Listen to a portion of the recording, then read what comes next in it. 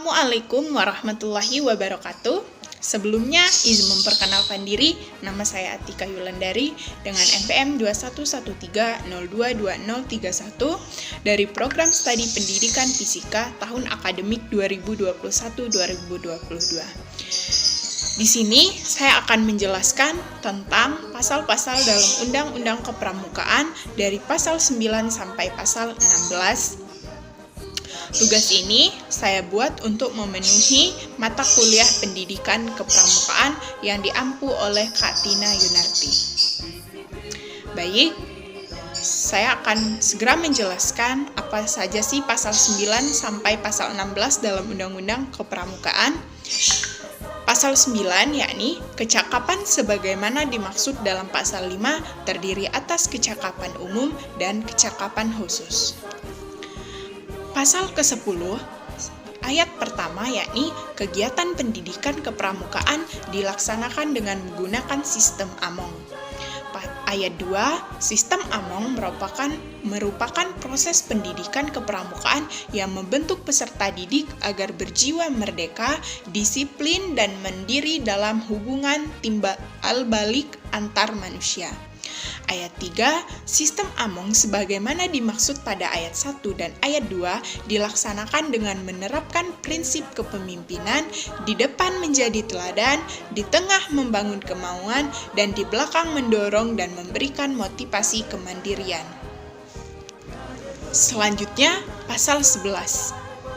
Pendidikan kepramukaan dalam sistem pendidikan nasional termasuk dalam jalur pendidikan non-formal yang diperkaya dengan pendidikan nilai-nilai gerakan pramuka dalam pembentukan kepribadian yang berakhlak mulia, berjiwa patriotik, taat hukum, disiplin, menjunjung tinggi nilai-nilai luhur bangsa, dan memiliki kecakapan hidup.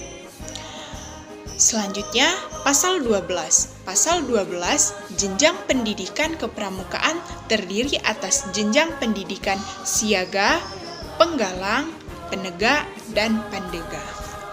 Selanjutnya, pasal 14. Pasal 14 ayat 1, setiap warga negara Indonesia yang berusia 7 sampai dengan 25 tahun berhak ikut serta sebagai peserta didik dalam pendidikan kepramukaan.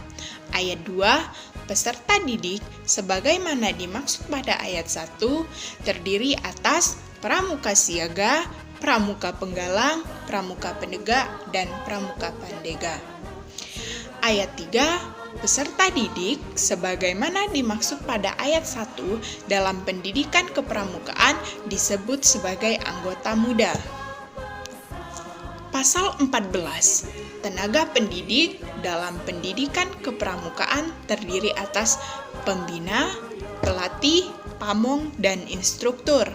Ayat 2, tenaga pendidik sebagaimana dimaksud dalam ayat 1 harus memenuhi standar persyaratan tenaga pendidik. Ayat 3, tenaga pendidik sebagaimana dimaksud pada ayat 1 dalam pendidikan kepramukaan disebut sebagai anggota dewasa. Selanjutnya, pasal 15. Pasal 15, kurikulum pendidikan kepramukaan yang mencakup aspek nilai sebagaimana dimaksud dalam pasal 8 ayat 1 dan kecakapan sebagaimana dimaksud dalam pasal 9 disusun sesuai dengan jenjang pendidikan kepramukaan dan harus memenuhi persyaratan standar kurikulum yang ditetapkan oleh Badan Standardisasi sesuai dengan ketentuan peraturan perundang-undangan.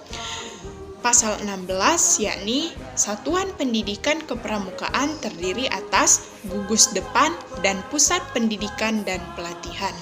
Sekian penjelasan tentang Undang-Undang Kepramukaan dari pasal 9 sampai pasal 16 dari saya. Bila ada kurangnya saya mohon maaf. Saya akhiri. Wassalamualaikum warahmatullahi wabarakatuh.